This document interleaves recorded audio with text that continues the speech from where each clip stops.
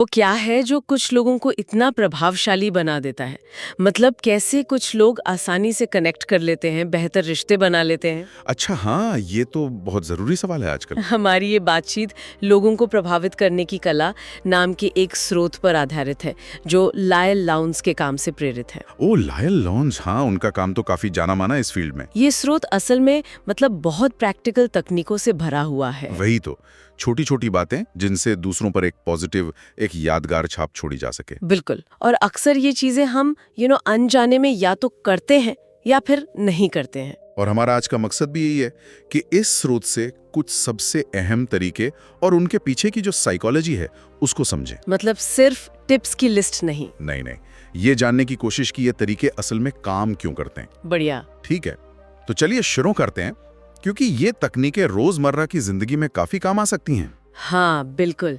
अक्सर लगता है ना कि कुछ लोग बस पैदाइशी करिश्माई होते हैं। हाँ, ये धारणा तो है, लेकिन स्रोत इसी बात को चुनौती देता है। वो कहता है कि ये कोई किस्मत की बात नहीं है। बल्कि एक कला है जिसे सीखा जा सकता है। एग्जैक्टली, एक कला जिसे सीखा जा सकता है, और इसकी शुरुआत होती है हमारे बिना कुछ कहे ही दूसरों पर पड़ने वाले प्रभाव से। नॉन वर्बल कम्युनिकेशन, अशाब्दिक संचार। जी हाँ, नॉन वर्बल कम्युनिकेशन। इस बारे में स्रोत में वो कार्टूनिस्ट दोस्त रॉबर्ट का जिक्र है ना?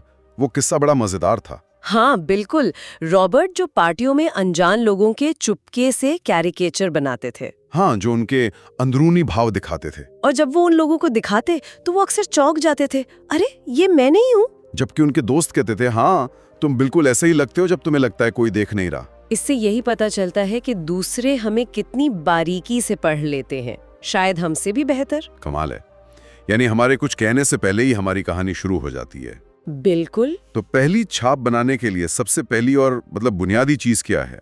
स्रोत शायद मुस्कान की बात करता है। हाँ, मुस्कान, द फ्लडिंग स्माइल। पर ये सिर्फ होंठ फैलाना नहीं है। अच्छा। सही कहा। स्रोत में मिसी का उदाहरण है। उसकी मुस्कान पहले थोड़ी चंचल सी थी, लेकिन पिता के देहांत के बाद जब उसने व्यापार संभाला तो उसकी मुस्कान बदल गई, ज्यादा सधी हुई, गर्मजोशी भरी और भरोसेमंद। तो टेक्निक क्या है इसमें? टेक्निक ये है कि आप तुरंत न मुस्कुराएं।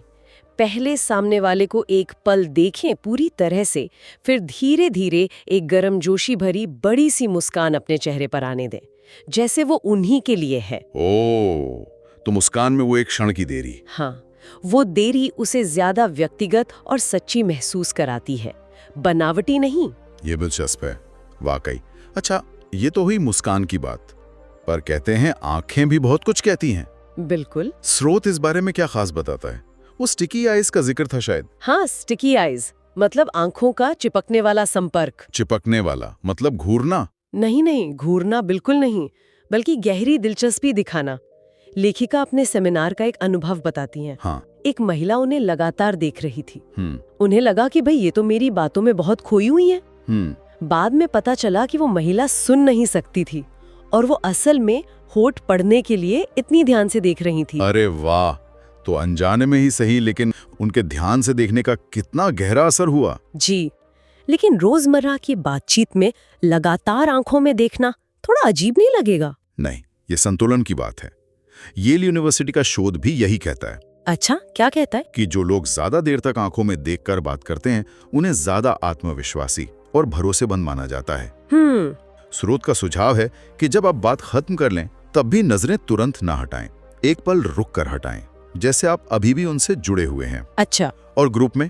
हाँ, ग्रुप में बात करते वक्त जब कोई और बोल रहा हो तो आप बोलने वाले की बजाय उस व्यक्ति को ज्यादा देखें जिसमें आपकी रुचि है। ओह, ये बिना कुछ कहे उसे महत्व देने का तरीका है। बिल्कुल, ये सूक्ष्म है पर असरदार हो सकता है। सही बात।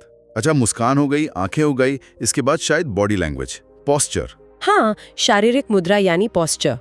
स्रोत में वो सर्कस के कलाकारों का जिक्र था। हाँ, वो पिरामिड बनाने वाले बिना सेफ्टी नेट के। उनका खड़े होने का अंदाज, उनकी चाल देखिए, उसमें गजब का आत्मविश्वास झलकता है। हमारी शारीरिक मुद्रा बिना बोले ही हमारे कॉन्फिडेंस का लेवल बता देती है। सीधा खड़ा होना, कंधे पीछे रखना, ये तो हमें बचपन से सिखाया जाता है, पर आदत बनाना मुश्किल है। बिल्कुल। इसके लिए स्रोत में एक बड़ी मजेदार सी टेक्निक है, हैंग बाय योर टीथ। हाँ, सुनने में थोड़ी अजीब है। क्या करना है इसमें? कल्पना करनी है कि हर दरवाजे के ऊपर चौखट पर चमड़े का एक मोटा पैड लटका है। ठीक है। और आपको हर बार दरवाजे से गुजरते हुए उसे अपने दांतों से पकड़कर खुद को ऊपर खींचना है। हाँ, असली में तो नहीं करना है ना? नहीं, बस कल्पना करनी है। इसका असल मकसद ये है कि आप अपना सिर सीधा रखें, कंधे पीछे और रीढ़ सीधी रखें। रोजाना ऐसा सोचने से धीरे धीरे आपकी मुद्रा सुधरती है और आप ज्यादा आत्मविश्वासी दिखते हैं। अच्छा नुस्खा है। ठीक है, तो हमने अपनी उपस्थिति को प्रभावशाली बना लिया, मुस्कान, आंखें, पोस्चर। लेकिन अब किसी से कनेक्शन कैसे बनाएं, विश्वास कैसे पैदा करें? हाँ, ये अगला कदम है। स्रोत अंदर के बच्चे से जुड़ने की बात करता है। Appealing to the inner child, ये क्या है? हाँ, वो कार्ला का किस्सा याद है? तलाक के बाद पार्टी में वो थोड़ी सहमी हुई सी थी, बहुत फॉर्मल। लेकिन जैसे ही एक छोटे बच्चे से उसने एकदम गर्मजोशी से खुलकर बात की, उसकी पूरी बॉडी लैंग्वेज बदल गई। वो खिलखिला उठी और अचानक ज्यादा आकर्षक लगने लगी। तो इसका मतलब क्या हुआ? मतलब हर किसी के अंदर एक बच्चा होता है जो स्वीकृति और खुशी चाहता है। जब हम अनजाने में उस हिस्से से जुड़ते हैं तो सामने वाला ज्यादा सहज महसूस करता है, तालमेल बनाना आसान हो जाता है। और इसी से मिलती जुलती एक और मेंटल टेक्निक है, किसी नए व्यक्ति से मिलते हुए उसे ऐसे देखना जैसे वो कोई पुराना दोस्त हो। हाँ, ये भी एक बहुत शक्तिशाली मानसिक अभ्यास है। देखिए, नए लोगों से मिलते समय हम अक्सर थोड़े नर्वस होते हैं ना? हाँ, होते हैं। और ये हमारी बॉडी लैंग्वेज में, हमारी आवाज में झलकता है। तो टेक्निक ये है? टेक्निक यह है कि आप मन ही मन सोचे, अरे वाह, ये तो मेरा पुराना दोस्त है, कितने सालों बाद मिल रहा है। कहना नहीं है, बस सोचना है। हाँ बिल्कुल, सिर्फ महसूस करना है। इसका असर क्या होता है? आपकी अपनी घबराहट कम होती है, आपकी बॉडी लैंग्वेज अपने आप ज्यादा गर्म जोशी भरी और खुली हो जाती है, आवाज में नरमी आ जाती है। अच्छा। और सामने वाले को भी ये पॉजिटिव संकेत मिलते हैं तो वो भी ज्यादा सहज महसूस करते हैं। कमाल है, मतलब सिर्फ अपनी सोच बदलकर हम अपना भारी व्यवहार बदल सकते हैं। जी हाँ। अच्छा, विश्वास बनाने में एक और पहलू है हमारी, वो छोटी छोटी अनजाने में होने वाली हरकतें। फिजूल की हरकतें कम करने पर भी स्रोत जोर देता है। हाँ, लिमिट द फिजिट, मतलब फिजूल की हरकतें सीमित करना। वो हेलेन रिक्रूटर वाला किस्सा शायद इसी से जुड़ा है। बिल्कुल। हेलेन ने नौकरी के लिए आई एक महिला से जब एक मुश्किल सवाल पूछा कि पुरानी नौकरी क्यों छोड़ी, हाँ। तो वो महिला अचानक असहज हो गई। उसने टांगें बदली, नजरें चुराईं, अपने कपड़े ठीक करने लगी, जबकि सामान्य सवालों पर वो बिल्कुल ठीक थी। तो हेलेन को लगा कि वो कुछ छिपा रही है। हाँ, ये बदलते हाव भाव हेलेन के लिए झूठ या कुछ छिपाने के संकेत थे। पर कई बार लोग सिर्फ नर्वस होने पे भी तो ऐसी हरकतें करते हैं। जरूरी तो नहीं कि वो झूठ ही बोल रहे हो। यही तो मुश्किल है। आप भले ही सच बोल रहे हो, लेकिन अगर आप बार बार पलके झपका रहे हैं या चेहरा खुजला रहे हैं या पैर हिला रहे हैं तो सामने वाले को गलत लग सकता है। हाँ, उन्हें लग सकता है कि आप या तो नर्वस हैं या आत्मविश्वास की कमी है या शायद कुछ छिपा रहे हैं। इसलिए जरूरी बातचीत में, खासकर जब आप एक अच्छा इंप्रेशन बनाना चाहते हैं, तो इन हरकतों के प्रति थोड़ा सचेत रहना और उन्हें कम करने की कोशिश करना फायदेमंद होता है। सही बात है, बहुत माइन्यूट डिटेल्स हैं ये, पर असर डालती हैं। बिल्कुल। अच्छा, मान लीजिए हमने अच्छी पहली छाप बना ली, थोड़ा विश्वास भी कायम कर लिया। अब बातचीत को दिलचस्प कैसे बनाएं और उसे जारी कैसे रखें? हाँ, बातचीत की कला। स्रोत में वो हयाकावा का एक बड़ा प्रभावशाली किस्सा है। वो जापानी युवक वाला। हाँ, वर्ल्ड वॉर 2 के टाइम का। जी हाँ, 11वीं तकनीक, उत्साह का महत्व। वो अमेरिका में एक ट्रेन स्टेशन पर फंसा हुआ है, माहौल बहुत तनावपूर्ण है। एक अमेरिकी दंपत्ति उसे शक की निगाह से देख रहा है, लेकिन हयाकावा क्या करता है, वो बेहद गर्मजोशी, पूरी पॉजिटिविटी और सहानुभूति भरे लहजे में उनसे बात शुरू करता है। किस बारे में? ठंड में बच्चों के साथ सफर करने में कितनी मुश्किल होती है, इस बारे में। मतलब एक कॉमन ग्राउंड ढूंढता है। और फिर नतीजा क्या होता है? धीरे धीरे वो उनका विश्वास जीत लेता है। उसकी बातों के अंदाज से, उसकी गर्मजोशी से वो लोग इतने प्रभावित होते हैं कि आखिर में उसे अपने घर खाने पर बुला लेते हैं। कमाल है। स्रोत कहता है कि आप क्या कहते हैं, इससे कहीं ज्यादा आप कैसे कहते हैं मायने रखता है। लगभग 80% प्रभाव आपके लहजे का, आपकी आवाज की एनर्जी का, आपकी गर्मजोशी का होता है। 80%? ये तो बहुत ज्यादा है। हाँ, मतलब बातचीत में जान डालने के लिए उत्साह सबसे जरूरी है। लेकिन कई बार बातचीत शुरू करना ही मुश्किल लगता है, खासकर अनजान लोगों से। हाँ, ये होता है। इसके लिए स्रोत में वो व्हाट्सएप जैसी कुछ टेक्निक्स हैं? हाँ, व्हाट्सएप यानी वह क्या है, ये 12वीं तकनीक है। इसका क्या मतलब है? इसका आइडिया है कि आप कुछ ऐसा पहने या अपने पास रखें जो थोड़ा अलग हो, अनोखा हो, जिस पर लोग आसानी से टिप्पणी कर सकें या पूछने को मजबूर हों। जैसे कोई अनोखा सा पिन, कोई खास डिजाइन की टाई या स्कार्फ, या आपके शौक से जुड़ी कोई चीज, मान लीजिए कोई खास किताब। अच्छा, तो ये एक तरह से बातचीत शुरू करने का हुक बन जाता है। बिल्कुल, ये एक आसान दरवाजा खोल देता है। ठीक है, ये तो हुआ खुद पर ध्यान खींचना। पर अगर मान लीजिए बातचीत शुरू हो गई और फिर अचानक सन्नाटा छा जाए, वो ऑकवर्ड साइलेंस, तब क्या करें? हाँ, वो ऑकवर्ड साइलेंस, उससे सब बचना चाहते हैं। उसके लिए भी कुछ है स्रोत में? हाँ बिल्कुल, कुछ बहुत प्रैक्टिकल तकनीकें हैं, जैसे 20वीं तकनीक, पैरेट यानी तोता। तोता मतलब रटना? नहीं, मतलब जब आपको समझ ना आए कि आगे क्या कहें, तो सामने वाले के कहे आखिरी कुछ शब्दों को एक सवालिया अंदाज में दोहरा दें। जैसे अगर वो कहें आज मौसम बहुत अच्छा है, आप कह सकते हैं मौसम बहुत अच्छा है। अच्छा। या वो कहें मैं पिछले हफ्ते शिमला गया था, आप कहें शिमला गए थे। अक्सर लोग खुद ही अपनी बात को आगे बढ़ा देते हैं और आपको सोचने का मौका मिल जाता है। हाँ, ये तो सच में आसान है।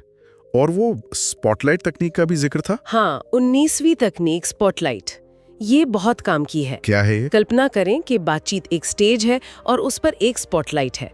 आपकी कोशिश ये होनी चाहिए कि ये स्पॉटलाइट ज्यादातर समय सामने वाले व्यक्ति पर रहे। मतलब आप उनसे सवाल पूछें, उनकी बातों में गहरी रुचि दिखाएं, उन्हें ज्यादा बोलने का मौका दें, उन्हें महसूस कराएं कि वो और उनकी बातें महत्वपूर्ण हैं। तो एक तरह से फोकस उन पर रखना है। जी हाँ। लोगों को अपने बारे में बात करना अच्छा लगता है। जब आप उन्हें मौका देते हैं तो बातचीत अपने आप चलती रहती है। तो बातचीत को जिंदा रखने के लिए सामने वाले पर ध्यान केंद्रित करना और जरूरत पड़ने पर उनके ही शब्दों का इस्तेमाल करना, ये कारगर हो सकता है। बिल्कुल। अच्छा, अब कुछ और बारीकियों पर आते हैं। मान लीजिए आप किसी की तारीफ करना चाहते हैं। हाँ, तारीफ करना भी एक कला है। सीधे तारीफ करने के अलावा भी कोई और प्रभावशाली तरीका है? हाँ, एक बहुत अच्छा तरीका है, तकनीक 51, grapevine glory. Grapevine glory मतलब उड़ती हुई तारीफ? एग्जैक्टली। किसी की तारीफ सीधे उससे करने के बजाय उसके किसी दोस्त या सहकर्मी से करें, इस इरादे से कि बात उस तक पहुंच जाएगी। जब कोई तारीफ घूम फिर कर किसी और के जरिए आप तक पहुंचती है तो वो ज्यादा सच्ची और ज्यादा असरदार लगती है। वाह, ये तो काफी स्मार्ट तरीका है। चालाकी भरा नहीं है? नहीं, अगर तारीफ सच्ची है तो चालाकी नहीं है, बस एक अलग तरीका है। और क्या? तारीफ करते हुए कुछ बातों से बचना भी चाहिए। हाँ, ये बहुत जरूरी है। तकनीक 55 चेतावनी देती है कि तुलनात्मक या क्या कहते हैं, बैकहैंडेड तारीफ से बचें। बैकहैंडेड तारीफ जैसे तुम इस ड्रेस में उतनी मोटी नहीं लग रही, या सांवली होकर भी तुम सुंदर हो। ओह, ये तो तारीफ कम अपमान ज्यादा लगता है। बिल्कुल, तारीफ हमेशा सीधी, सच्ची और बिना किसी कंडीशन के होनी चाहिए। सही कहा, ये बहुत जरूरी है, ध्यान रखना। अच्छा, अब एक थोड़ी मुश्किल स्थिति की बात करते हैं। ठीक है। मान लीजिए आप किसी से असहमत हैं या कोई आपसे गुस्से में बात कर रहा है। ऐसी सिचुएशन को कैसे हैंडल करें? स्रोत इसके लिए सबसे पहले धैर्य रखने की सलाह देता है। धैर्य? हाँ, तकनीक 87 कहती है कि अगर कोई गुस्से में है तो उसे पहले अपना पूरा गुस्सा निकालने दें, उन्हें बोलने दें। बीच में टोकने या बहस करने से बात और बिगड़ेगी। उन्हें पूरा बोलने दें, चाहे वो गलत ही क्यों ना कह रहे हो। हाँ, उस वक्त जरूरी है कि उनका गुस्सा शांत हो। जब वो शांत हो जाए तब आप बहुत शांत और स्पष्ट तरीके से अपना पक्ष रखें। उन्हें महसूस कराएं कि आपने उनकी बात ध्यान से सुनी है, भले ही आप उससे सहमत ना हो। यानी पहले उनके इमोशनल उबाल को ठंडा होने देना जरूरी है। ये मुश्किल हो सकता है, पर शायद ज्यादा प्रभावी है। निश्चित रूप से। इसी तरह तकनीक 86 बहस के लिए है। अगर सामने वाला आपकी सुनने को तैयार ही नहीं है, बस अपनी ही हाँ के जा रहा है। हाँ, ऐसा होता है कई बार। तो भी यही करें, उसे अपनी पूरी बात कहने दें, फिर शांत होकर धीरे धीरे एक एक पॉइंट का लॉजिकली जवाब दें। चिल्लाने या ज्यादा इमोशनल होने से आप बहस में कमजोर दिखते हैं। सही है, मतलब शांति और तर्क से काम लेना है। जी। ये सारी तकनीकें देखें तो ये सिर्फ सामाजिक मिलजोल में ही नहीं, बल्कि प्रोफेशनल लाइफ में भी काफी काम आ सकती हैं। हाँ, बिल्कुल आ सकती हैं। पूरी चर्चा का अगर सार निकालें तो ऐसा लगता है कि लोगों को प्रभावित करना सिर्फ कोई चालाकी या बनावटीपन नहीं है। बिल्कुल नहीं है। ये असल में सच्ची दिलचस्पी, सहानुभूति और मानव मनोविज्ञान की थोड़ी समझ के बारे में है। और ये छोटी छोटी तकनीकें? हाँ, ये छोटी छोटी तकनीकें अभ्यास से आती हैं। धीरे धीरे ये आपके व्यवहार का एक स्वाभाविक हिस्सा बन सकती हैं। और उद्देश्य क्या है? उद्देश्य बेहतर कम्युनिकेशन और मजबूत पॉजिटिव रिश्ते बनाना है। इसमें ऑब्जर्वेशन का यानी ध्यान से देखने और सुनने का बहुत बड़ा रोल है। जैसे वो कार्टूनिस्ट रॉबर्ट लोगों के अनकहे भावों को पकड़ लेता था। बिल्कुल, या वो हैंस नाम का घोड़ा। हाँ, उस पर आते हैं। तो इस सब का निचोड़ क्या है? शायद यही कि ये हुनर सीखा जा सकता है। हाँ, सीखा जा सकता है और इसका आधार है दूसरों में सच्ची रुचि लेना और उन्हें महत्व देना। और ये सिर्फ दूसरों को समझने के बारे में नहीं है। नहीं, खुद को समझने के बारे में भी है। हम खुद कैसे संकेत भेज रहे हैं अपनी बॉडी लैंग्वेज से, अपनी आवाज से, इसके प्रति जागरूक होना भी उतना ही जरूरी है।